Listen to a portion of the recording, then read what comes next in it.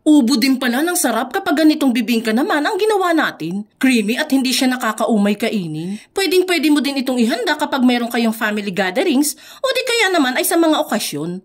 Kaya tara, samahan nyo naman akong gumawa ng pagkasarap-sarap na royal bibingka. Bali dito nga po, ipe-prepare ko lang muna yung paglalagyan ng ating royal bibingka. Gagamit lang po ako dyan ng stainless round pan at papahira natin yan ng mantika para hindi manikit ang gagawin nating bibingka. Then saka ko yan lalagyan ng parchment paper para madali na lang natin ma-unmold ang bibingka pagkaluto. And once okay na nga ay pwede na yang itabi muna at dito naman tayo sa paggawa ng bibingka mixture. Bali dito nga sa ating bowl ay maglalagay lang tayo ng 3 cups ng glutinous rice flour, 1/4 cup ng asukal at konti lang na asin. Haluin lang muna natin ang mga dry ingredients dito. Then saka natin isunod ang mga wet ingredients. Maglalagay tayo dyan ng isang lata ng maliit na evaporated milk, 3/4 portion itong malaking condensed milk, isang pouch ng gata, 1/4 cup ng melted margarine, at 3 pirasong itlog.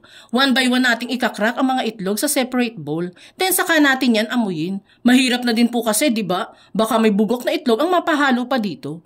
Crack lang natin yan lahat, then saka natin yan haluin mabuti. Thank you po at nakaabot ka sa part ng video nating ito. Kung sakali pong magugustuhan mo ang recipe natin today, pwede po bang pusuan at i-share mo naman ang video natin? At mag-comment ka na din po kung taga saan ka para naman ma-shoutout kita sa mga future video na gagawin pa natin. Thank you po lagi!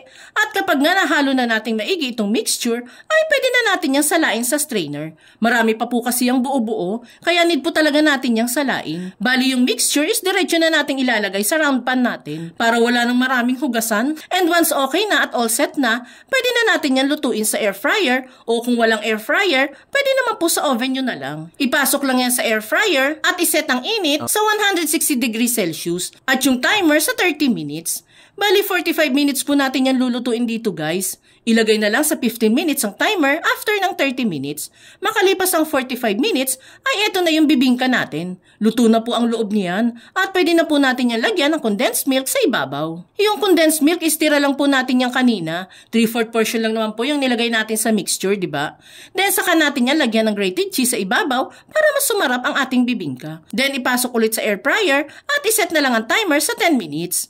And makalipas nga ang 10 minutes, ay heto na po yung ating royal bibingka. Ang bango-bango niya, guys. Promise. Amoy pa lang, tatakaming ka na. Unmold lang natin yan sa lagayan at hiwain ito into serving size. Grabe, guys. Pwedeng-pwede talaga ito sa mga handaan.